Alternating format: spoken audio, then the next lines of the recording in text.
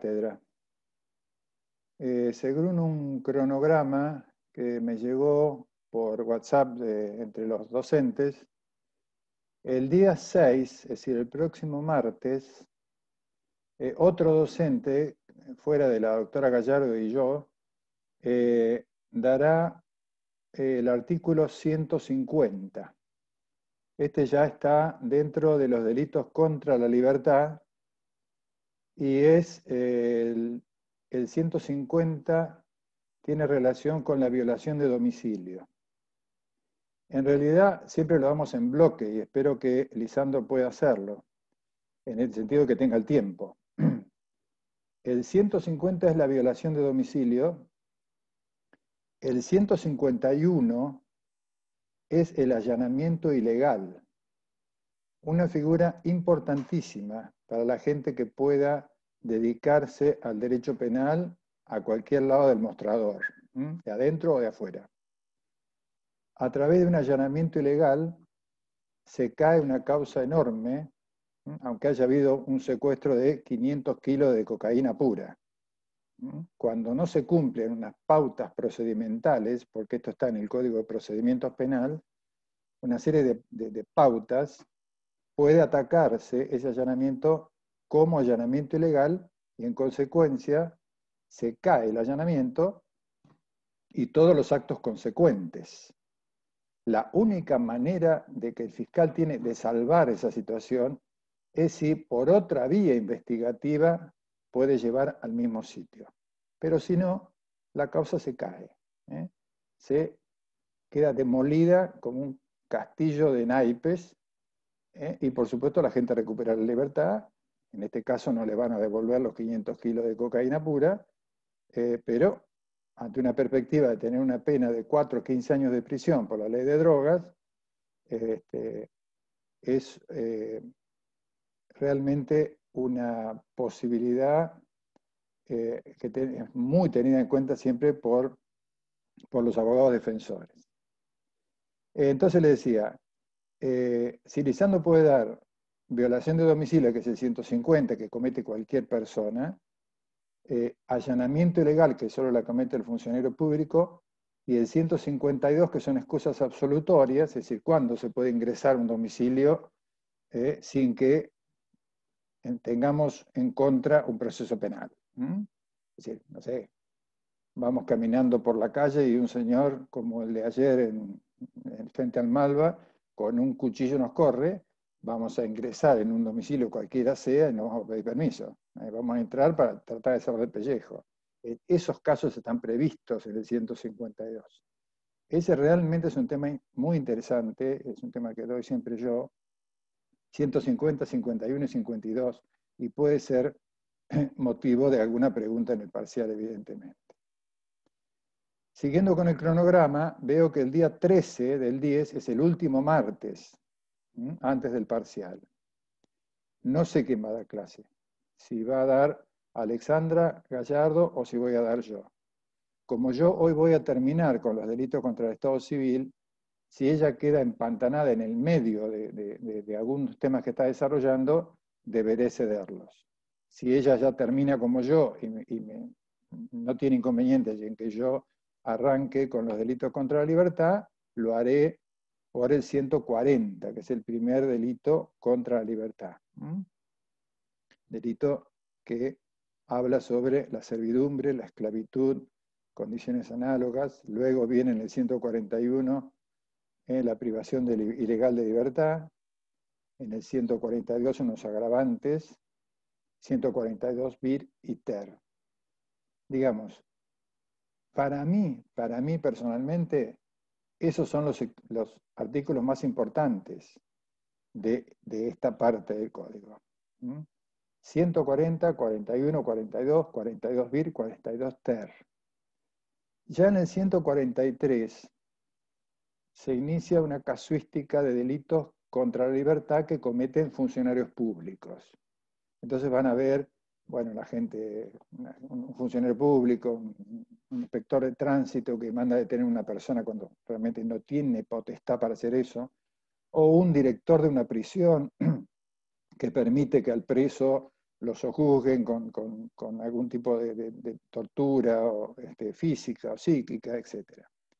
Yo sinceramente creo que con los datos importantes, los artículos trascendentes que se han visto en esta primera parte, yo creo que del 143 hasta el 149 son temas que es muy difícil que sean materia del parcial. No lo estoy firmando, estoy diciendo lo que me parece por la experiencia de tantos años en la cátedra. Sí, después del 149 y siempre dentro de los delitos contra la libertad vienen las amenazas y coacciones y sus agravantes. Eso sí es una figura que normalmente se puede ver. ¿Mm? Que se puede ver porque es interesante, se la van a chocar en tribunales a cada rato, hoy más que nunca, la amenaza o la amenaza agravada con uso de armas, o la amenaza anónima, lo mismo que las coacciones agravadas. Esto es, lo que queda en el medio, que es importante, es el delito de trata de personas, que está por el 145 bis y ter, por ahí. Habitualmente lo dejamos a la lectura en el blog, que hay un trabajo muy claro, como siempre, de Alejandro Taza, sobre el tema de trata. El otro día en esa conversación que mantuvimos en el grupo, yo dije que generalmente a trata la dejo para que la lean del blog. El doctor Taza dijo que él creía que no iba a llegar a dar el 145 en clase, por lo cual un poco creo que lo dejó afuera. Pero consúltenlo, por favor, porque es un tema que está de absoluta actualidad, lamentablemente, que puede ser importante, salvo que él lo deje y lo deje para la segunda parte o no lo veamos, lamentablemente. Entonces, cerrando, los delitos contra la libertad, si me dan lugar a mí, yo daría el 140, 141, 42 bis, 42 ter, hasta ahí más no vamos a poder. No sé si habría que leer 149 bis y ter, que son las amenazas y las coacciones. Y sí, el 150, si lo va a dar Lisandro, con el 151 y 152 es, digamos, lo más interesante. Leí también, y creo que en el aula virtual está, que entran los delitos contra la libertad de prensa. En realidad no me parece que eso se vaya a tomar. No digo que no sea interesante, que no sea importante, pero la libertad de prensa, creo que está ya por el 161, justo antes del hurto. A ver.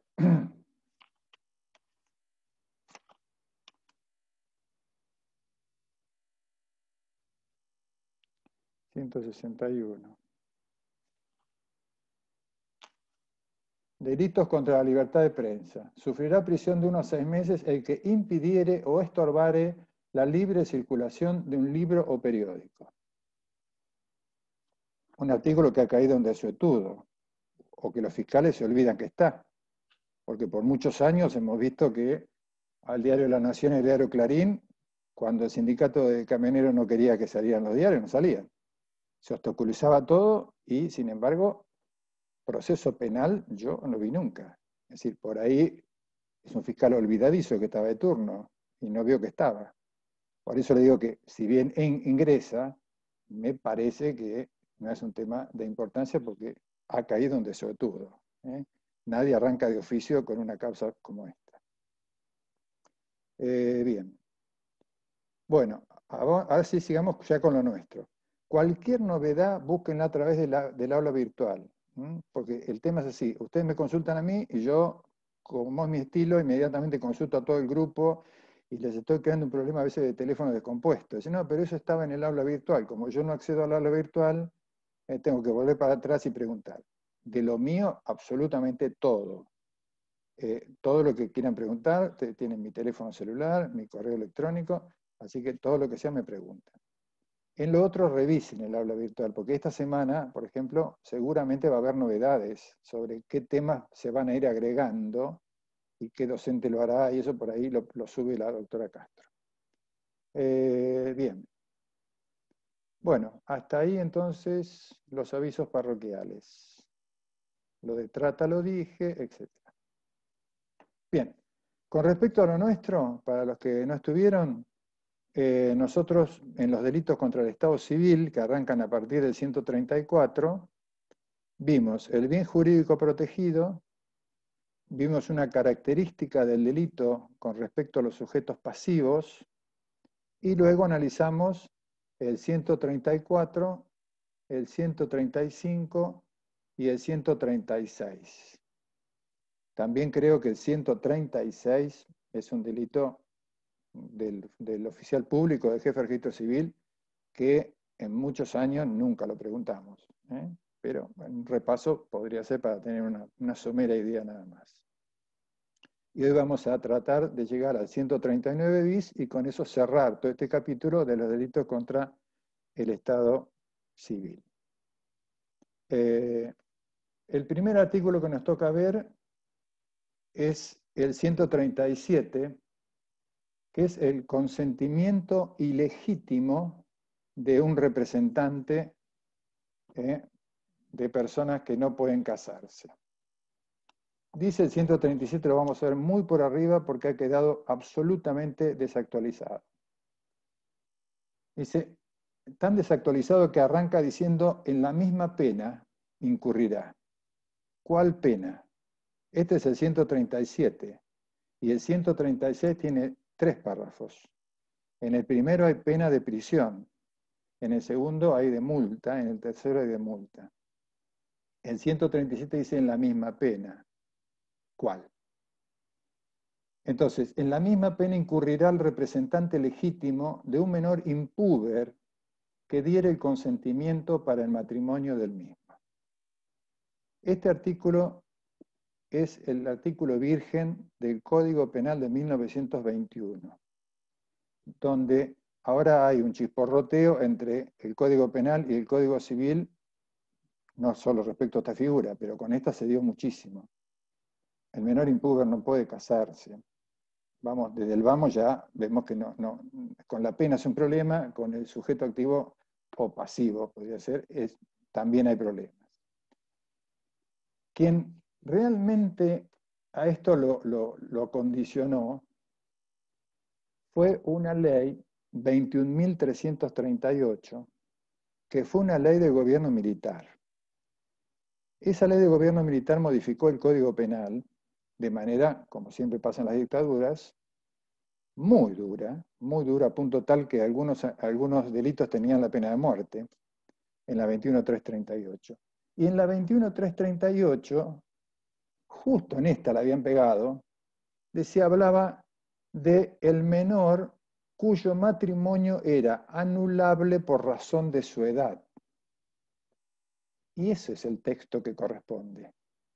Cuando un representante legítimo del menor, padre, madre o padre y madre, tutor, curador, etc., permite el matrimonio, da el consentimiento para el matrimonio de un menor, que ese menor fuera a un matrimonio que va a ser anulable por razón de su edad. Eso es realmente lo que importaba.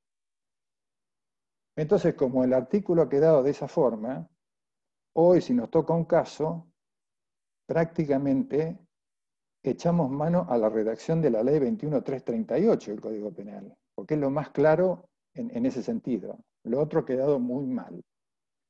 A punto tal que encima con el Código Civil y Comercial del 2015, ahora también tenemos que necesariamente leerlo desde el punto de vista de la legislación civil vigente. En el 403 del Código Civil se habla de los requisitos del matrimonio y el primer artículo, 403, dice impedimentos matrimoniales, que lo vimos el otro día a la pasada. Hablábamos del crimen doloso, del cónyuge, de la persona con la que me quiero casar y por eso no podía, etc. El 403 dice, son impedimentos dirimentes para contraer matrimonio, y en el inciso F dice tener menos de 18 años. Tener menos de 18 años. El 404, en un párrafo solo que vamos a leer, porque no es necesario leerlos todos, dice, falta de edad nupcial, dispensa judicial. En el supuesto del inciso F del artículo 403, El menor de edad que no haya cumplido la edad de 16 años, que no haya cumplido los 16 años, puede contraer matrimonio previa dispensa judicial.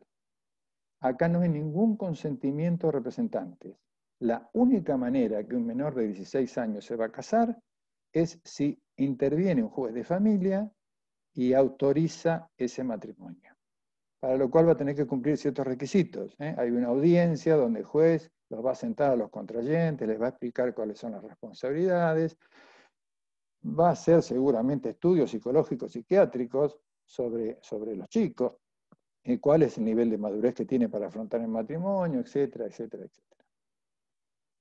Luego dice, el menor que haya cumplido la edad de 16 años puede contraer matrimonio con autorización de sus representantes legales. A falta de esta, puede hacerlo previa dispensa judicial. Entonces, ¿la diferencia cuál es? Menor de 16, sí o sí, dispensa judicial. Si ya tiene 16 y hasta los 18, donde es ya un ciudadano hecho y derecho, puede contraer matrimonio si lo autorizan sus representantes legales. Pero si sus representantes legales no acceden a ese matrimonio, por cualquier circunstancia que sea, ese chico o esos chicos tendrán el derecho a buscar la dispensa judicial, que en el fondo es un permiso que el juez da. Los jueces no dan ningún consentimiento. Los jueces dan un permiso legal para que una pareja contraiga matrimonio en esos términos. Igual a mí me parece que se queda corto porque dice que no haya cumplido 16. ¿Y desde cuándo? ¿Desde qué edad? Y ahí juega el tema de un artículo también nuevo, incorporado al Código Civil, que es el 25. El Código Civil, en esa sección segunda, habla de persona menor de edad. Y dice, el 25, menor de edad y adolescente. Menor de edad es la persona que no ha cumplido 18 años. De acuerdo a los términos de la Convención Internacional sobre los Derechos del Niño. De 0 a 18, la persona es niño. Esto me viene a mí muy bien siempre para hacer enojar a mis amigos no abogados. Cuando quieren poner en el paredón a un chico de 17 años que robó, golpeó, etc., yo le digo, no, discúlpeme, es un niño según la Convención Internacional de Derechos Humanos. Ahí casi se terminan las reuniones habitualmente. Se enojan mucho conmigo, yo no tuve nada que ver en la convención. Entonces, menor de edad es la persona que no ha cumplido 18 años. Segundo párrafo. Este código denomina adolescente a la persona menor de edad que cumplió 13 años. 13 años es adolescente. Luego el 261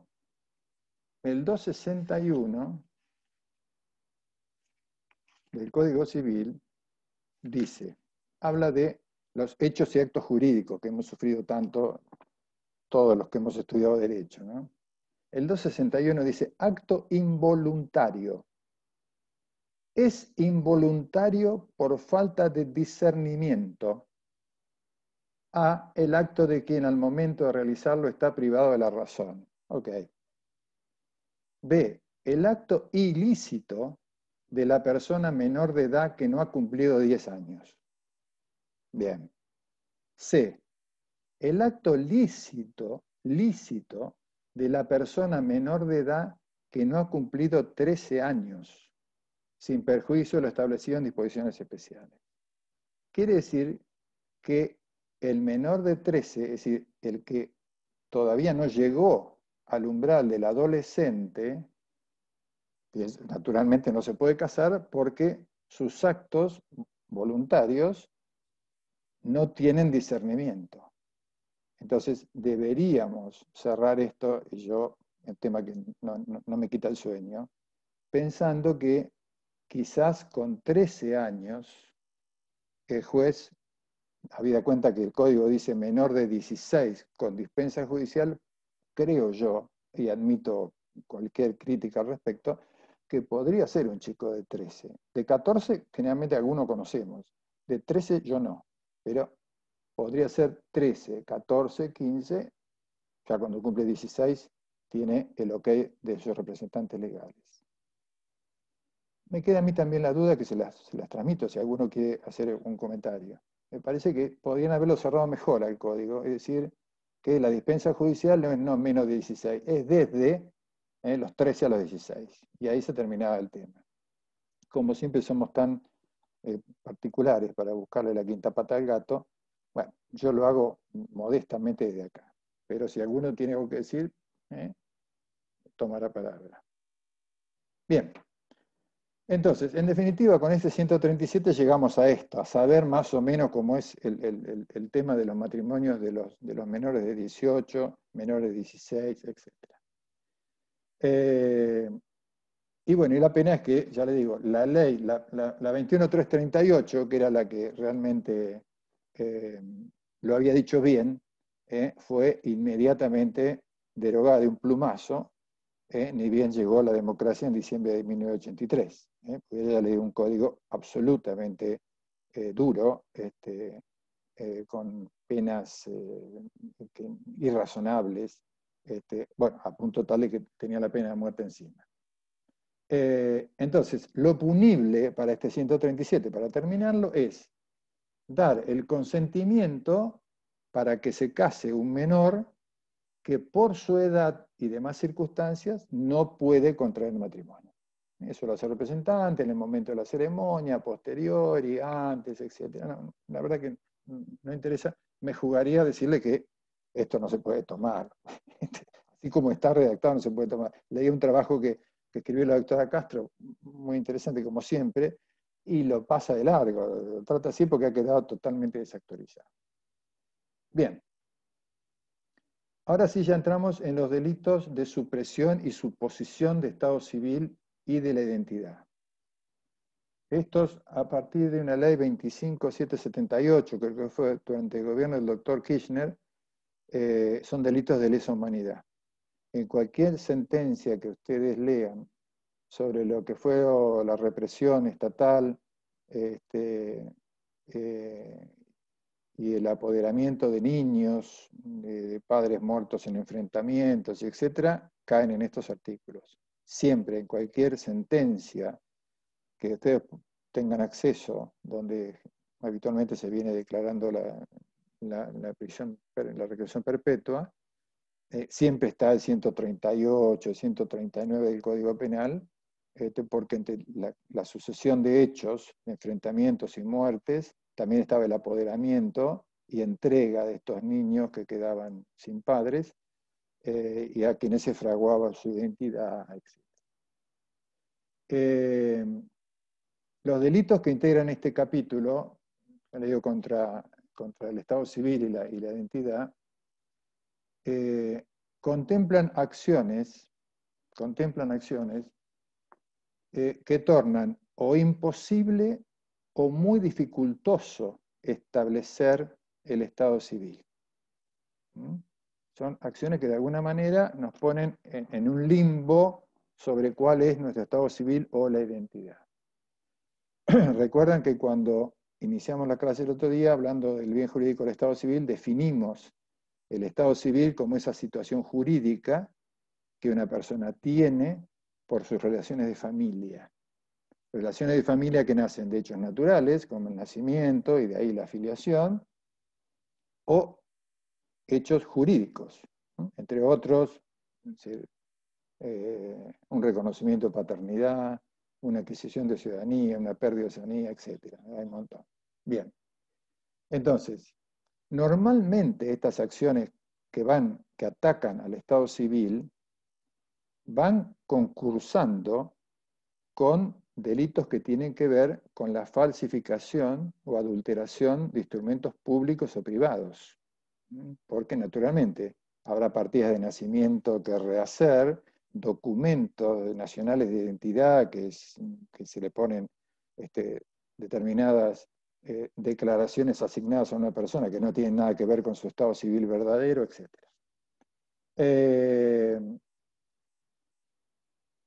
Bueno, y juega también un tema ahí, que no vamos a entrar en detalle, sobre la pugna que hay entre quienes dicen que por el principio de especialidad se aplican estos artículos o se aplican aquellos del 292 y 293, falsedades materiales de instrumento público o privado, o el 293, falsedad ideológica de un instrumento público, que tienen penas mayores.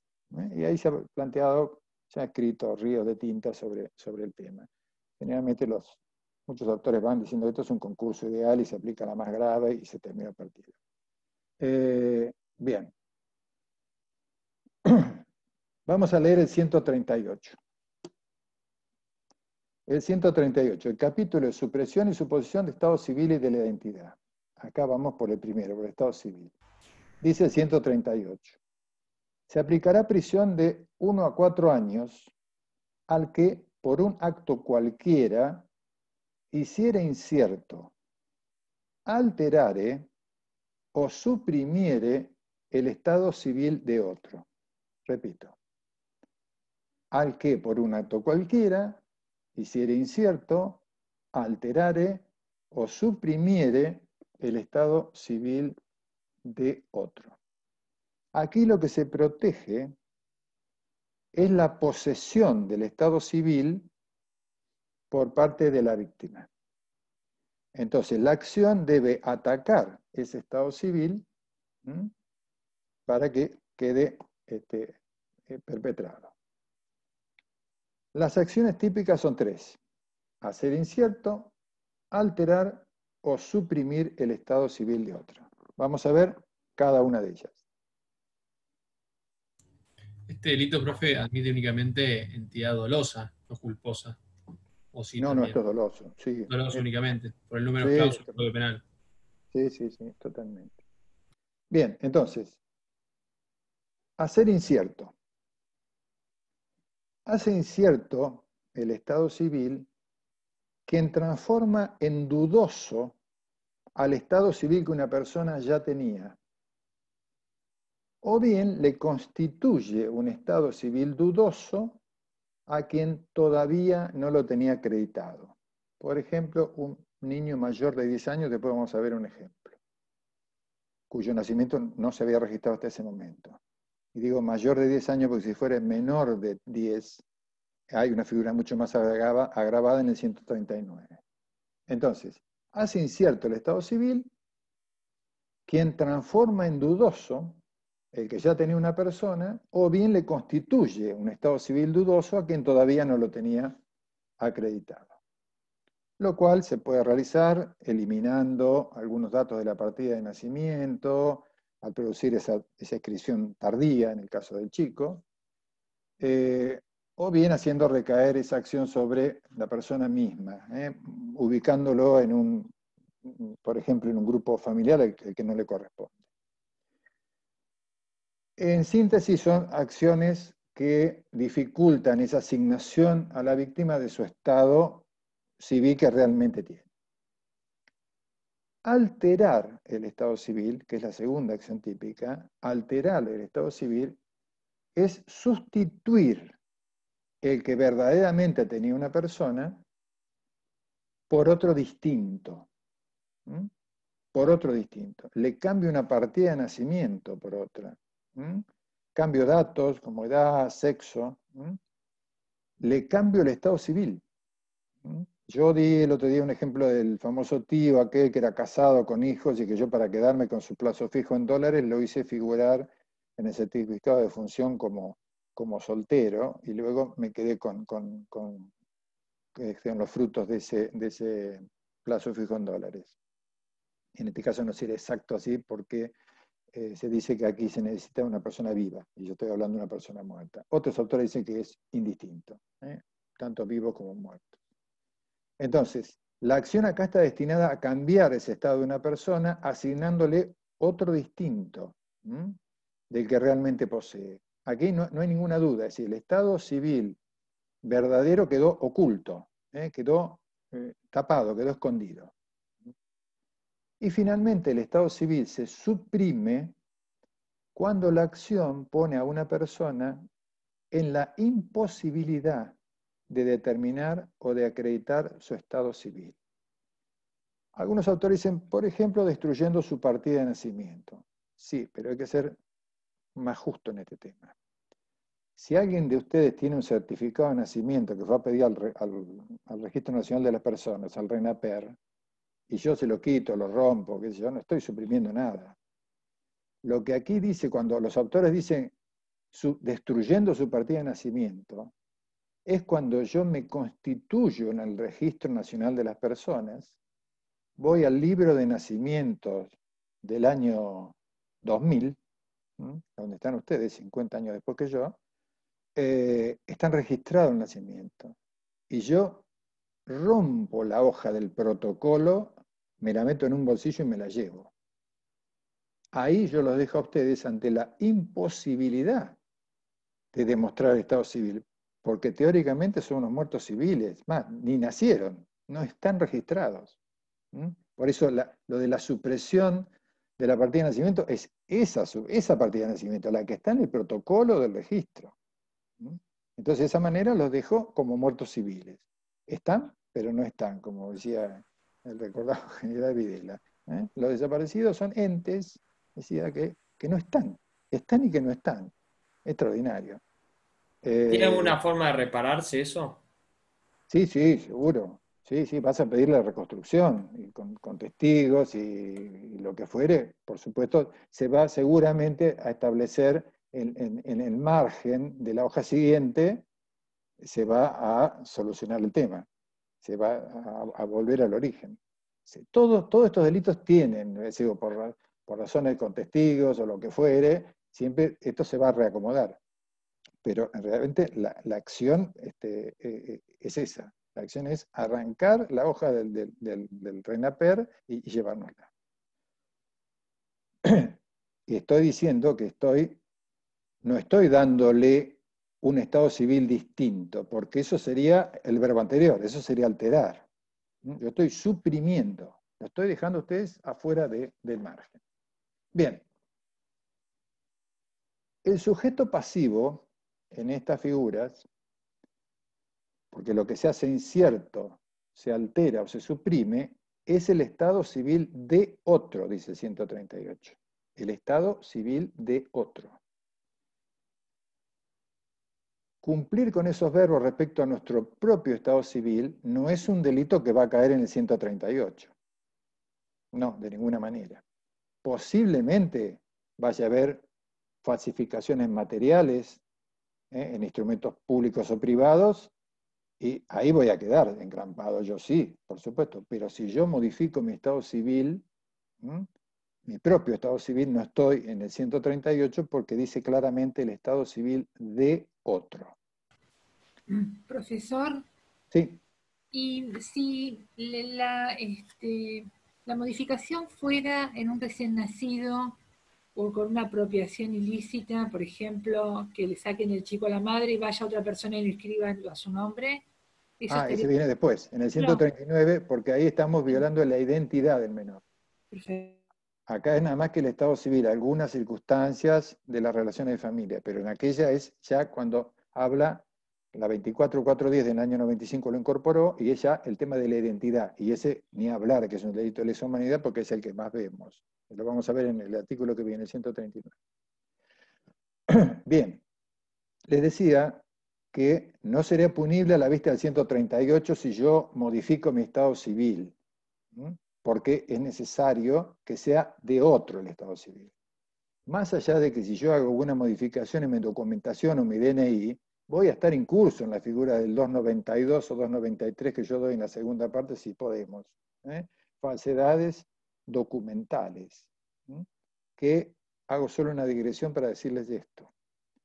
Si ustedes modifican hoy el DNI con respecto al año de nacimiento, lugar de nacimiento, un nombre o lo que fuere, y lo tienen guardado en el primer cajón de la mesa de luz, eso no es delito, aunque haya un allanamiento legal en vuestro domicilio y lo secuestren. La figura de la falsificación de documento en este caso es cuando exhibo el documento. Si exhibo el documento y el documento está retrucho, sí voy a caer en el 292 o 293, según se viera. Pero si yo lo tengo sin exhibir, no es delito. ¿Mm? Le digo porque eso ha venido evolucionando afortunadamente y hoy ya está claro. Está claro para nosotros, ustedes y nosotros que somos hombres del derecho. Pero muchas veces la policía ingresa a una casa para buscar todo lo que, una excursión de pesca, todo lo que pueda haber para incriminarlo, y dice, tiene este documento trucho. ¿Lo exhibió? No, no lo exhibió, estaba en el cajón de la mesa de luz. Bueno, olvídelo, eso no es delito. Bien. Ese otro, como sujeto pasivo en el 138, tiene que ser, dice la mayoría de los autores, una persona viva y mayor de 10 años. Persona viva y mayor de 10 años. Lo de mayor de 10 años no se discute. Algunos autores dicen, no, puede ser también una persona muerta, que yo le modifico el estado civil y de ahí lo traigo para acá, etc. No importa, no es un problema. Pero, digamos, mayoritariamente se dice que el sujeto pasivo es una persona viva y mayor de 10. ¿Por qué? Porque si es menor de 10 años, cae en el 139 que vamos a atacar en un ratito. Hay un tema interesante con respecto al elemento subjetivo del tipo. El texto anterior a la ley 24410, que es de 1995, tenía un particular elemento subjetivo que esta ley ha dejado afuera. Decía casi lo mismo que esta, pero decía lo siguiente. Se aplicará prisión de 6 meses a 2 años, una pena menor, al que por un acto cualquiera hiciera incierto, alterar o suprimir el estado civil de otro. Hasta ahí estamos ahora. Coma, decía el texto anterior, coma, con el propósito de causar perjuicio. Con el propósito de causar perjuicio. Ese era el elemento subjetivo que tenía el tipo.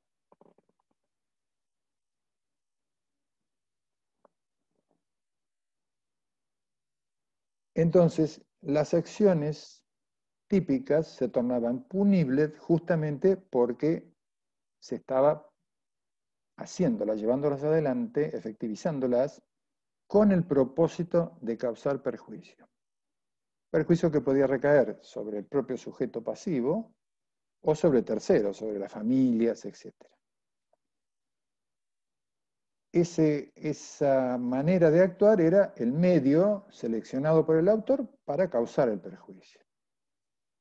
De ahí surgía que si los hechos se realizaban con el objeto de no causar perjuicio,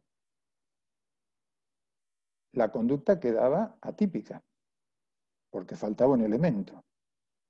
Entonces, yo modificaba el estado civil de alguien no para causar perjuicio, sino para beneficiarlo. De ahí entonces que no podía ser sometido a proceso. Ejemplo. Habitualmente doy clase en el aula 4, creo que es el tercer piso que da a la plaza. 18:30 a 20 los martes. No sé, 25 años. Yo dando clase caminando, que era lo que más me gustaba, que me siento acá como un león enjaulado, sentado, mirando una cámara, yo observaba dando clase que en la plaza, ese horario ya 18:30, casi noche en invierno, venía un chico de 6, 7 años con cartones y todos los martes, y seguramente todos los días de la semana, se ubicaba bajo uno de los sitios que hay ahí, sea bancos o lo que fuere, y él ahí pasaba su noche, ahí dormía.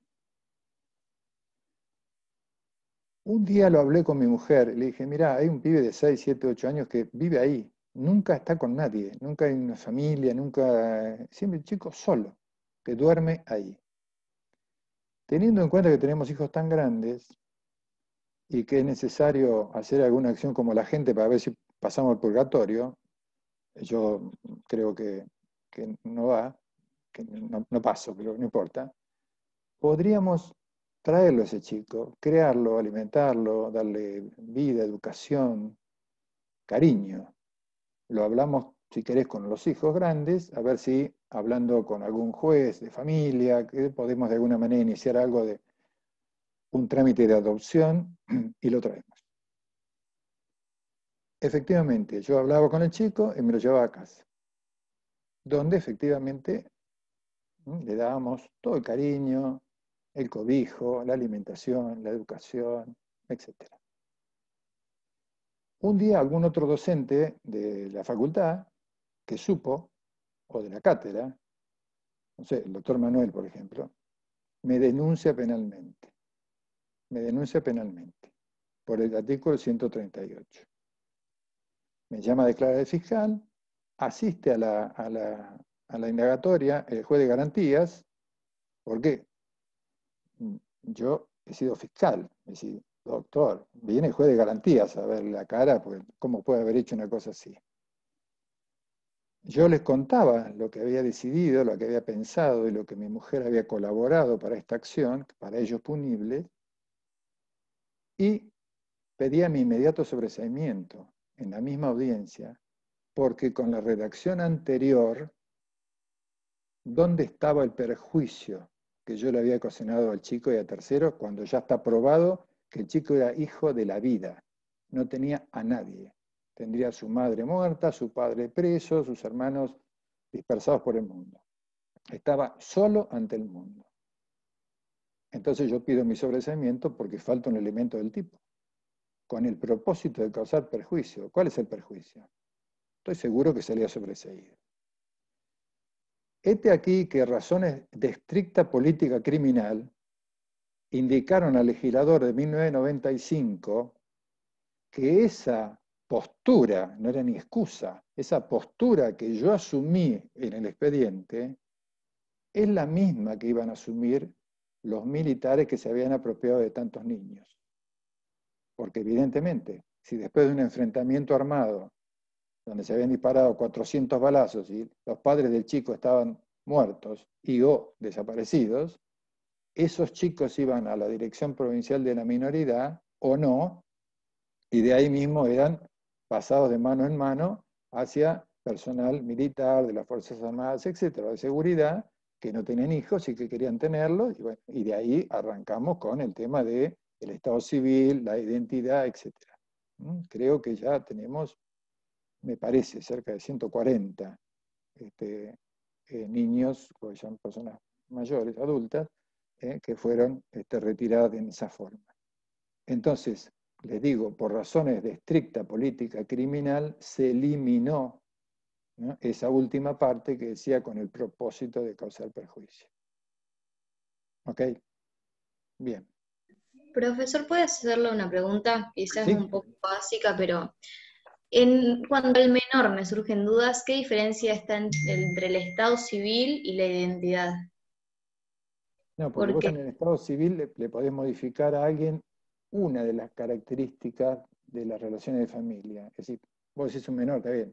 Yo me vine con el tema del soltero y del casado, estamos hablando de personas adultas.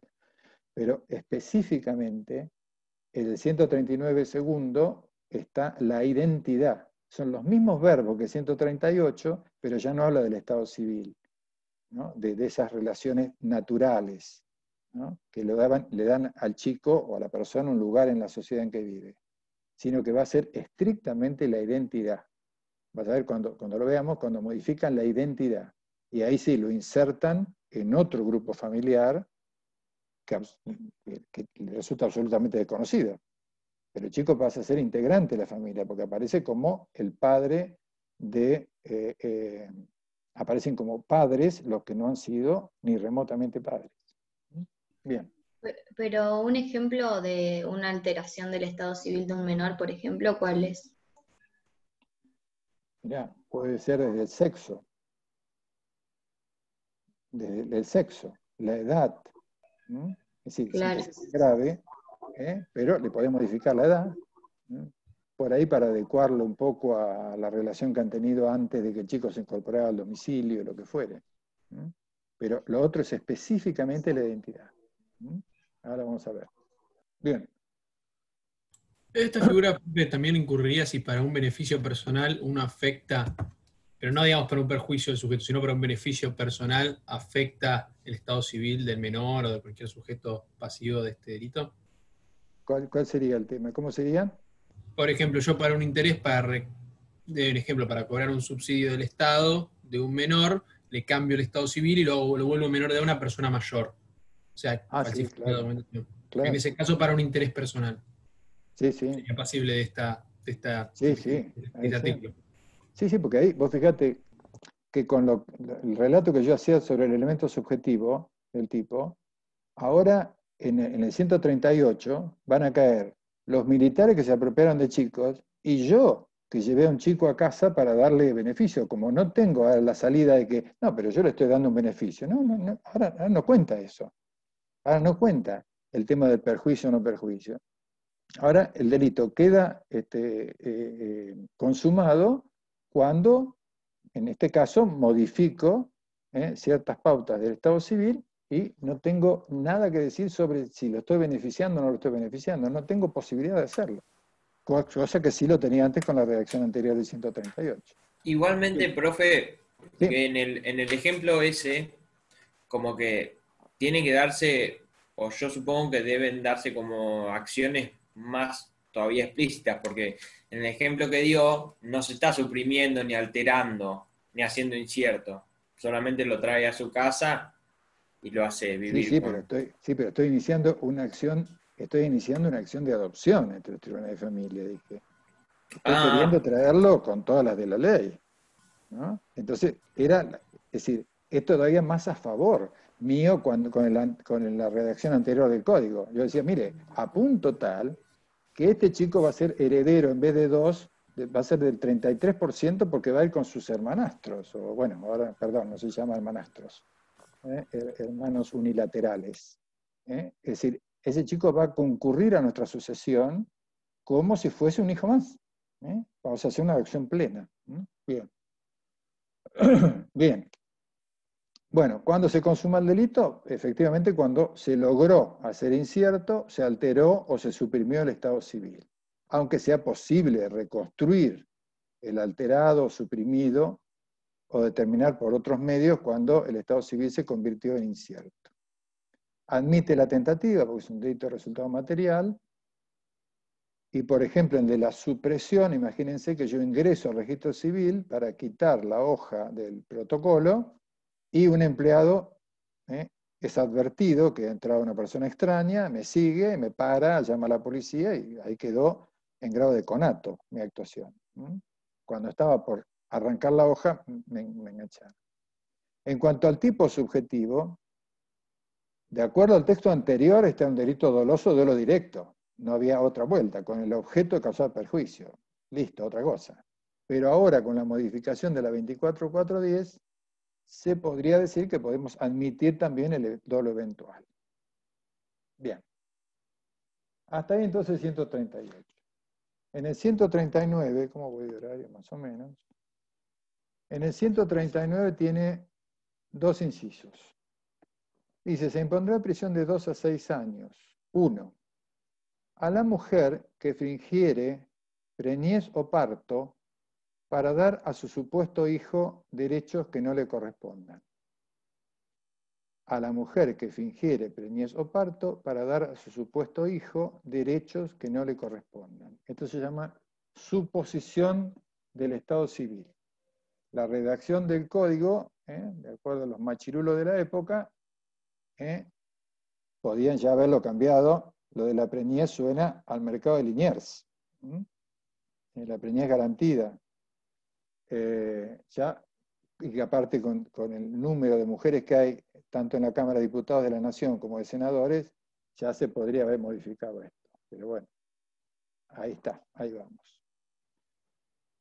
Los doctrinarios discuten si esto es un agravante del 138, dadas las condiciones especiales que tiene, sería una figura independiente, etc. No vamos a entrar en eso. En las acciones típicas tenemos un aspecto objetivo y un aspecto subjetivo. En el aspecto objetivo, la conducta punible la desarrolla una mujer que finge su embarazo o su parto atribuyéndole a un niño el estado civil de hijo suyo que no tiene. Repito, la mujer lo desarrolla fingiendo el embarazo o el parto y atribuyendo a un niño que va a presentar luego el estado civil de hijo suyo que en verdad no tiene. Y en el aspecto subjetivo es que lo hace con el objeto de poner en cabeza de ese niño derechos que no le corresponden. Ese fingimiento puede abarcar 3 o 4 aspectos. Primero, puede fingir el embarazo y el parto cuando ni tan siquiera estuvo embarazada. Y luego presenta a un niño como nacido de aquella situación. La segunda posibilidad es que puede fingir el parto cuando realmente estuvo embarazada, pero el embarazo se interrumpió y no pudo llegar al parto y presenta entonces a un niño como nacido en ese fingido parto. La tercera posibilidad, puede haber existido realmente el embarazo y el parto, pero el niño no nació. No digamos como mi tía Queca nació muerto, porque eso se acá en contradicción. Nadie nace muerto. El niño no nació.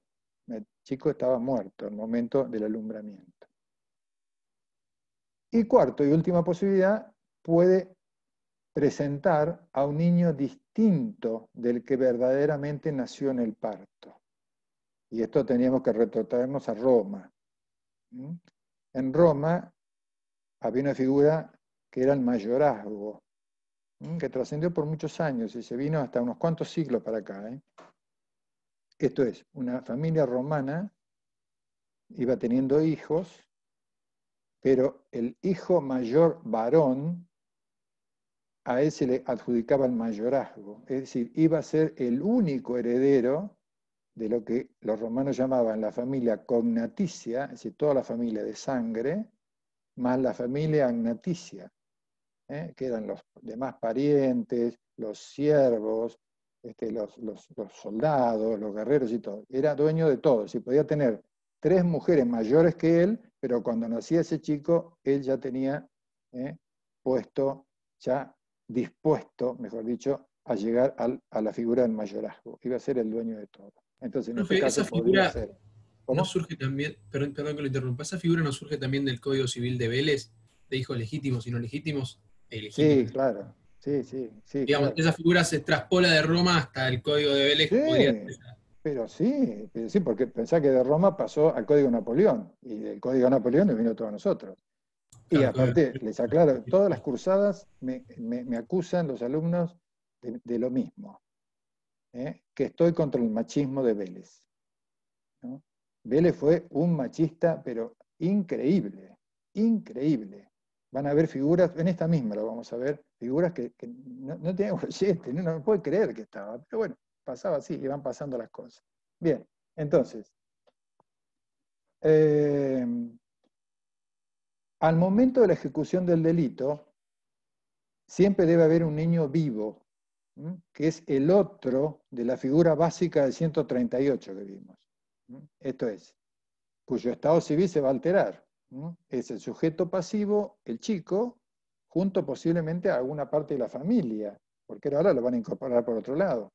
Lo van a incorporar como hijo supuesto de esta mujer que fingió el embarazo y el parto, y el chico viene de otro lado, viene de otra familia, que también sería parte del sujeto pasivo.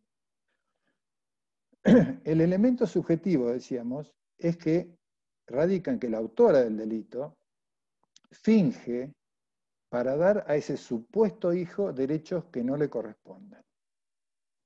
Y son derechos que no se los puede transmitir porque no los tiene en sí, no los tiene en su propia cabeza. Entonces tiene que articular esta artimaña para imponerle al chico o tratar de favorecerlo con derechos que no le corresponden. Ejemplo, una pareja joven se casa, los padres del novio son gente que pertenece a la oligarquía ganadera con 3.000 o 4.000 hectáreas en Balcarce. son felices, comen perdices. El padre le regala un piso frente a la Playa Grande, viven ahí, ella estudió, se recibió de abogada, él empezó, no pudo pasar obligaciones y se dedicó a trabajar el campo del padre. Ella ya terminando su carrera, él le pide matrimonio, se casan. Van a vivir a ese piso de la Playa Grande y son pero absolutamente felices, no tienen ningún inconveniente. Una tarde, una noche, viniendo el chico del campo, en la ruta 226 tiene un accidente luctuoso y pierde la vida. Las amigas, socias, amigas de la facultad y luego socias en el estudio, como es muy habitual, se ponen a charlar un día de la pena que todas tienen y que esta chica tiene que sobrellevar. Y ella, que nunca fue muy afecta a estudiar familia y sucesiones, sino se dedicó a otro lado, dice, bueno, dentro de toda la desgracia esta que no tenemos hijos, y bueno, también si lo veo desde el punto de vista material, yo que tengo una familia que viene de abajo, el día de mañana voy a poder usufructuar parte de las hectáreas de mi suegro. Entonces las otras, o algunas de las otras que sí hace familia y sucesiones, dicen, no, mirá, de ninguna manera, de ninguna manera. Vos sos la mujer viuda sin hijos, vos no vas al acervo hereditario de tus suegros, de ninguna manera, no podés, no llegás. Caramba, ¿y qué hacemos? Y ahí viene la figura. La chica jura y perjura a su familia que 15 días antes del luctuoso accidente de su marido, fueron a cenar, volvieron, tomaron champán Pommery, mirando la luna, que era como un gran queso arriba del mar argentino, tuvieron sexo y quedó embarazada. Y arranca con el embarazo. Simula su embarazo. ¿Por qué simula el embarazo? Porque dentro de 9 meses va a traer a un niño que ha comprado por ahí, sobre todo porque encima el Código Civil no tiene prevista como figura delictiva la compraventa de niños. Irá hasta Misiones, que es donde está el gran negocio, traerá un niño, allá en Misiones son niños, no como yo, sino son niños rubios, habitualmente por ese crisol de razas que hay, y aparecerá con un niño que le nació allá con las amigas a ver las cataratas y tuvo un accidente y hubo que sacar el niño de su vientre y acá está. Este es el hijo del muerto. Y cuando finge, profe, finge que tuvo el hijo y que se murió, porque si nace vivo, ya... No, lo trae. Pero no imaginemos que nace, que finge que nació el chico y que se murió, para no traerse un niño. O sea que el niño nunca no está. No, pero espera. Eso tiene una segunda parte de respuesta, pero el tema es que ella lo que busca es presentar en la figura, presenta un niño vivo como hijo suyo para transmitirle derechos que no le correspondan. La herencia. Pero claro, tengo una porque fácil. el chico que nace ocupa la cabeza de su padre premuerto y ese chico va a la sucesión de sus abuelos. ¿Y quién administra semejante torta de plata hasta que el chico tiene 18 años? La madre. Es un bingo. La mujer presenta a ese chico. Dice que jura y perjura que sí, que tuvieron sexo y que ahí está. Le van a pedir un ADN y en el medio. Pero te hago una más fácil. Se encama con otro hombre, tiene sexo con otro hombre, queda embarazada realmente, digamos, engaña al sujeto, nunca se lo dice y tiene el hijo como si fuera el hijo del muerto. Más fácil, no tiene que ir a misión, no tiene que fingir nada, directamente lo hace mucho más sencillo. ¿Y si no queda embarazada? No, pero y además bueno, tiene 9 meses para intentar, en algún momento va a aparecer. Sí, pero le pone la cornamenta al marido. Muy feo. Bueno, si pasaron 15 días que se murió, hasta los 9 meses del plazo de 2 semanas, un embarazo se puede atrasar, digamos, adelantar. Bueno, la cuestión es que la mujer aparece acá con el chico y ella no puede transmitirle, no los tienen en su cabeza esos derechos. Son derechos que no le corresponden, porque ella no tenía acceso a la herencia de sus suegros. Lo único que tenía, hablando de Vélez, lo único que tenía la mujer viuda sin hijos era el derecho de habitación. La mujer tenía la posibilidad de continuar viviendo en el lugar que fue el hogar conyugal porque no tenía hijos. Pero ¿qué Y decía atención. Vélez? Era un machista. Salvo que se case, que a mí me parece horroroso, porque eso era cerrarle la puerta del amor a la mujer. Es decir, y tengo casos de amigos que no, naturalmente no puedo nombrar. Un amigo que se casó con una viuda de un camarista, muy joven, quedó viuda, era mucho más joven que su marido, el marido murió muy joven también, de 50 años, y convivieron y tienen hijos, y nunca se casaron, porque si se casaban, ella perdía la pensión de viuda de un juez de cámara. Una locura en cualquier tiempo para mí, esto lo vengo diciendo hace un montón de años. Ahora se modificó un poco, le sacaron eso que no se puede casar, pero no quedó tan claro tampoco. Bien. Pero, profe, en ese caso de que si se casara con otro, ¿no perdería el estado civil original, de ser la mujer de este hombre, del camarista viudo? Por eso no perdería los derechos. O sea, te elige dejar de ser, digamos, al casarse con otro, cambia su estado civil, ya está en un vínculo conyugal con otra persona. Sí, está bien. La codificación de nuestro código, donde no se permiten, digamos, solo existe la monogamia en ese aspecto, en las relaciones de casamiento, perdería el derecho en ese sentido.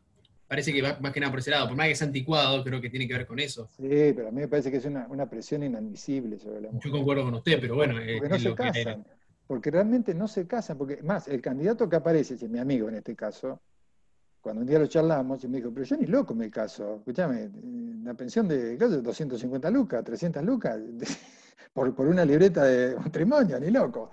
Nadie se casaría, pero ni siquiera porque le dieran plata, este tenía plata encima. En fin, bien, bueno. Este entonces, digamos, es el ejemplo. La mujer para el momento de la consumación del delito tiene que presentar un niño vivo, a quien ella le atribuye la condición de hijo suyo que no tiene.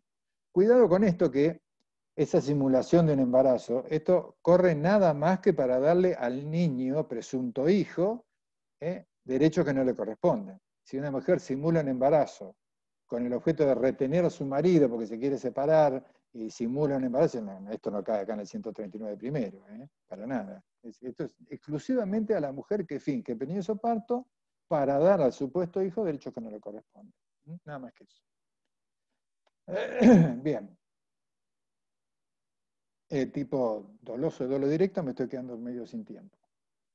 Vamos entonces a lo que decíamos del tema de la alteración de la identidad de las menores. La identidad está en el 139 segundo.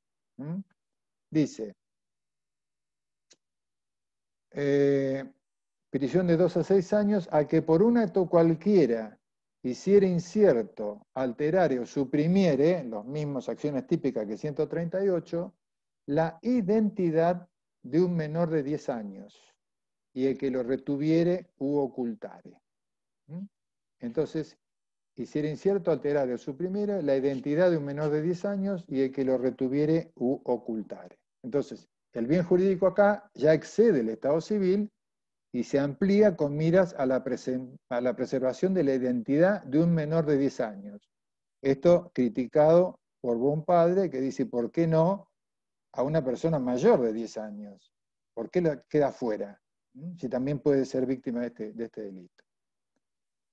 Acá hoy el artículo habla de actos cualquiera, porque se sumó al 138, antes el 139 daba unas circunstancias muy particulares, se hablaba de la exposición de niños, y hace muchísimos años había unos hogares que se llamaban hogares de niños expósitos, que eran los chicos que estaban en la calle.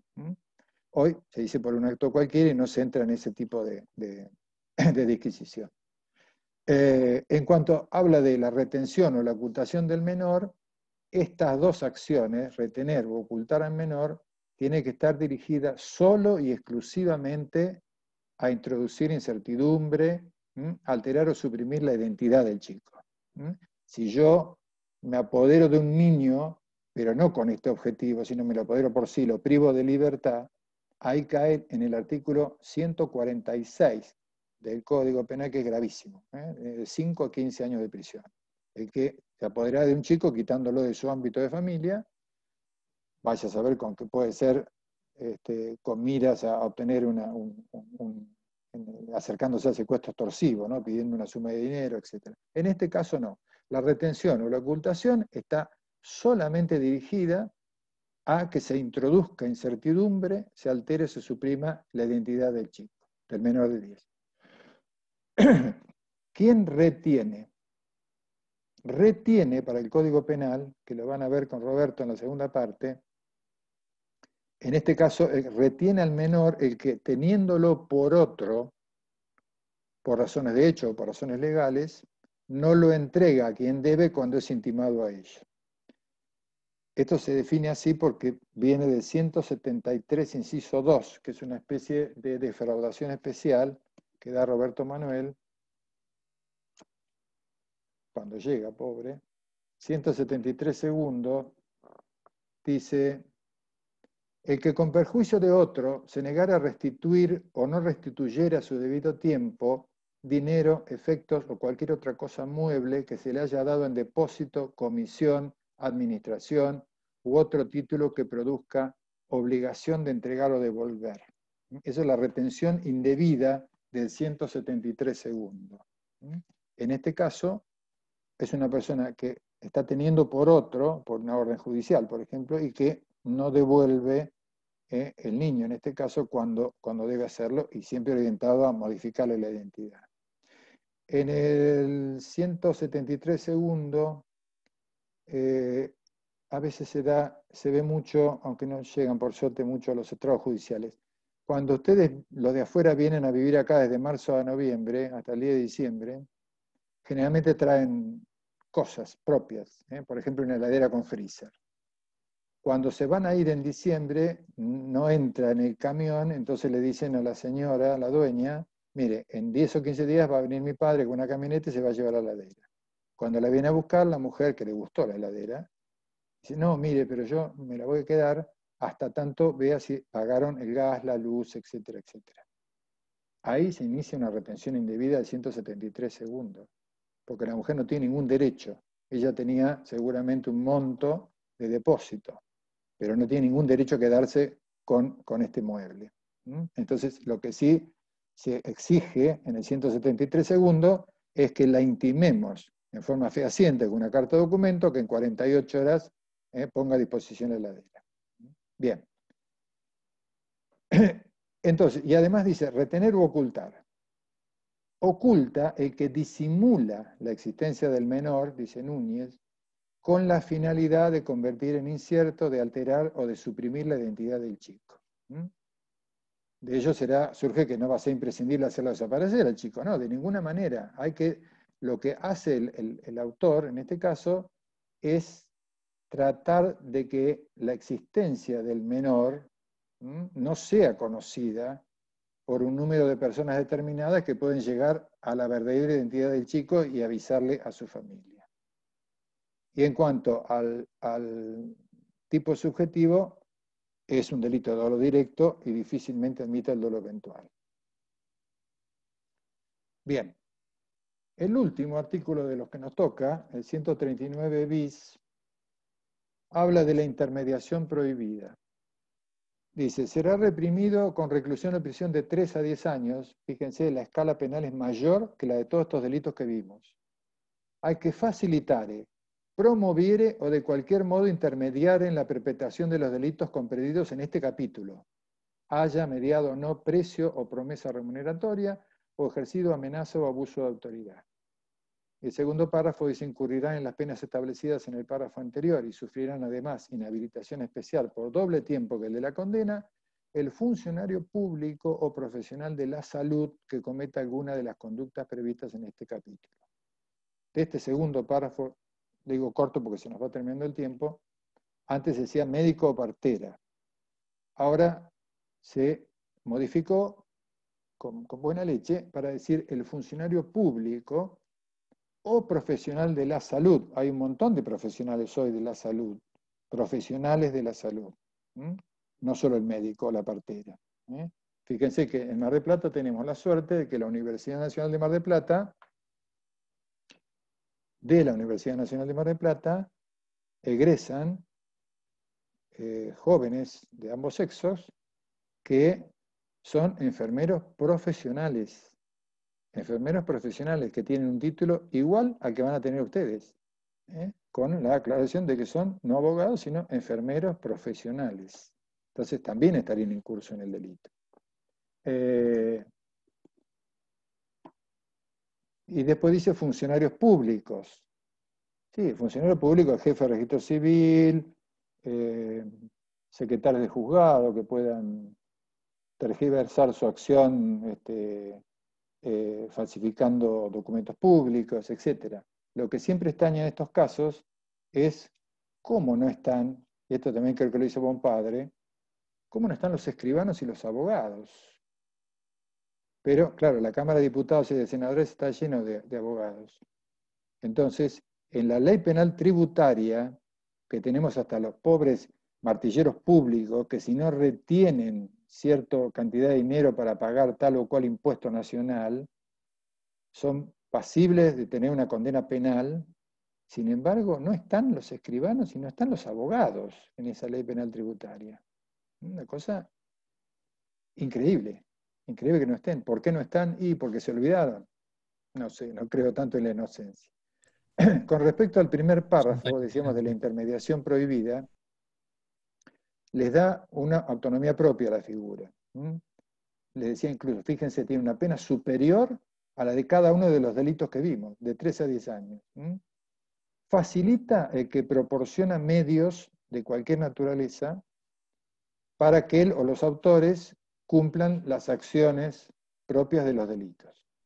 En ese caso quedaría, por ejemplo, en el caso que dabas de la viuda que compraría un niño en Misiones. ¿La persona que se lo vende quedaría incluida en esta parte del artículo? Sí, como partícipe. Lo que pasa es que dije antes que también increíblemente nosotros no tenemos prevista en el Código Penal la compraventa de niños como figura delictiva, pero sí entraría en el nivel de participación. Quien lo entregue y lo vende, que va a ser muy difícil que lo encontremos, está claro, ¿no? Sí. Pero sí, va como partícipe.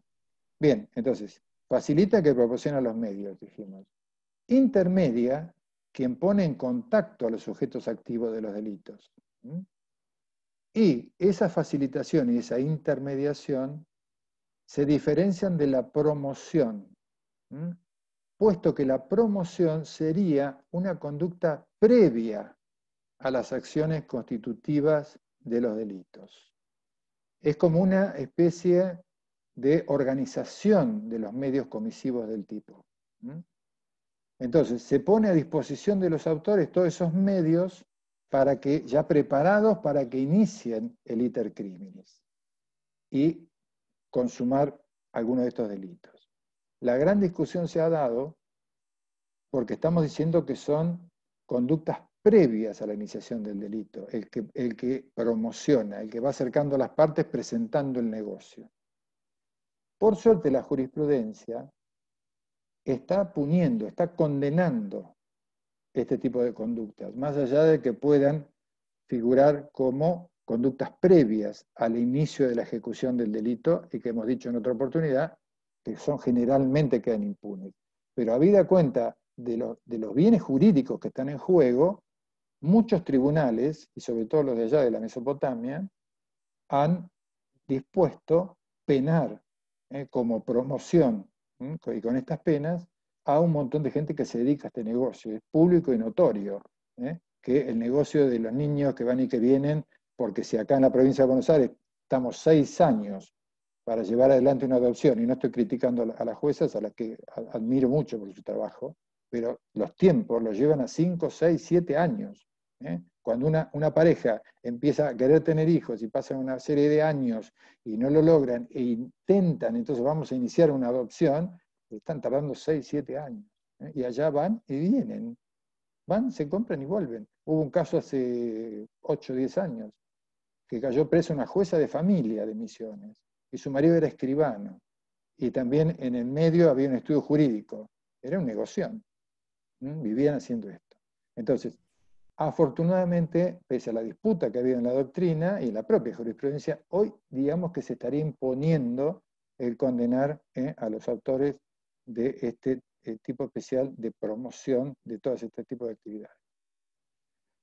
Bueno, hasta acá llegamos.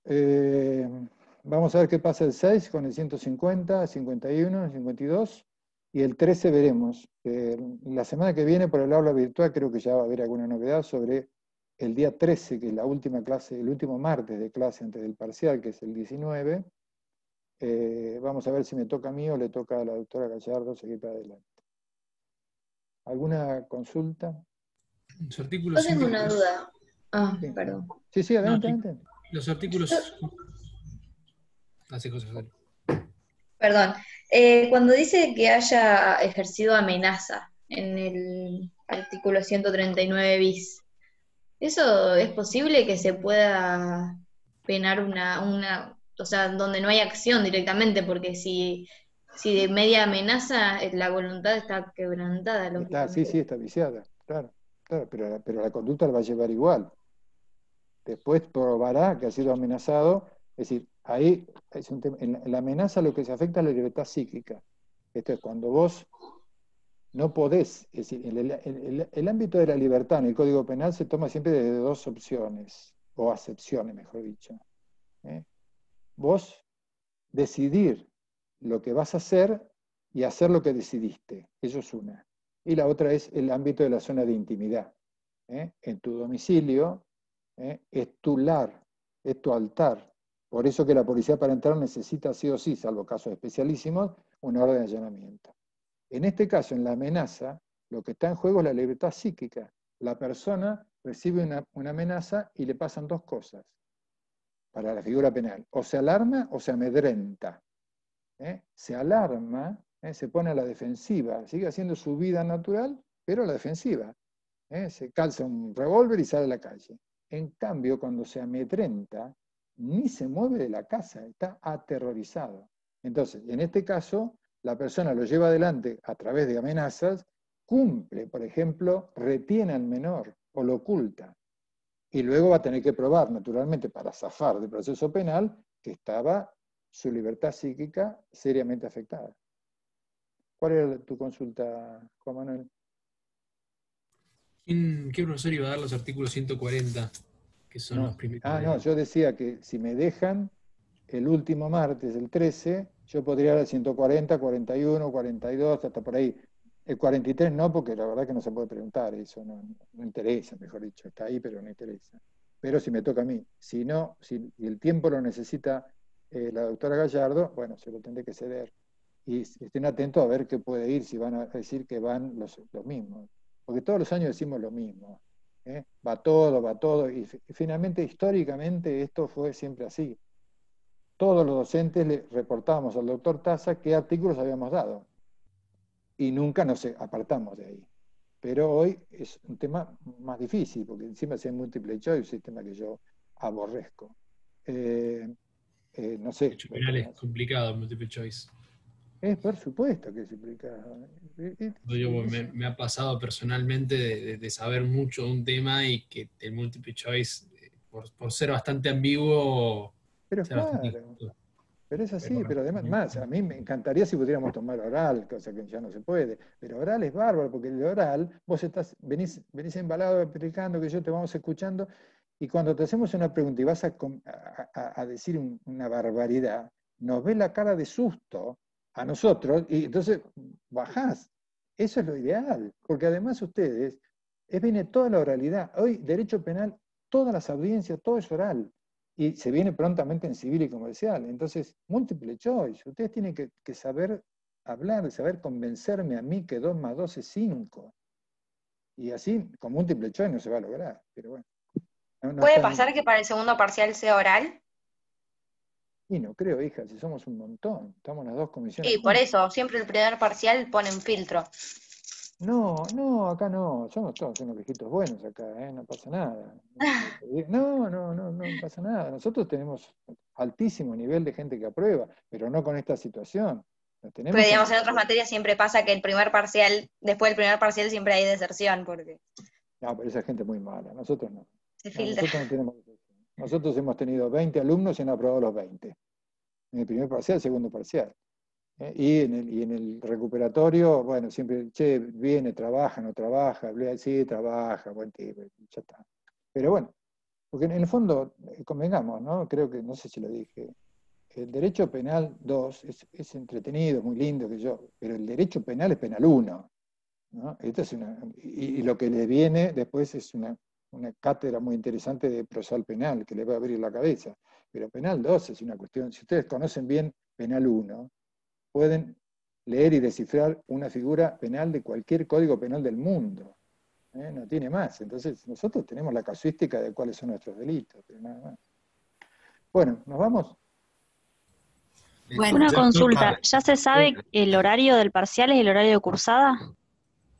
Mira, velo en el aula editor, pero creo que sí, me imagino que serán, si es que venimos todos a las 5, será a las 5, pero pregúntenlo cualquier cosa, Pregúntenlo en la próxima clase. Pregúntenselo, sobre todo la que maneja el tema es la doctora Castro. Así que pregúntenle a ella, y no dejen de consultar el aula virtual. De todas maneras, cualquier pregunta, además de mis temas, pero por ahí me la hacen y yo la subo. Pero el otro día lo hice y me dijo, ay, mira, sería bueno que se manejaran con el aula virtual y qué sé yo.